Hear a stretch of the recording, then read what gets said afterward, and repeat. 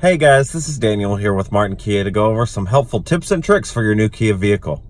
Today we are in a 2019 Kia Forte LXS, and we're just going to go over what the backup camera looks like and what happens whenever you shift into reverse. Alright guys, so again we're going to go over what it looks like whenever we shift into reverse in a Kia vehicle.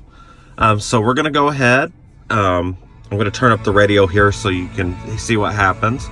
So we put it into reverse, and the first thing you're going to see is that the camera is going to pop up, and the radio did adjust itself down just slightly, so it gives you a little bit more better concentration.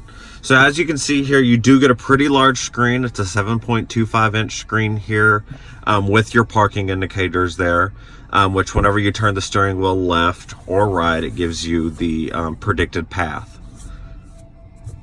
Alright guys, I hope this video was helpful for you. If it was, please leave a like and subscribe.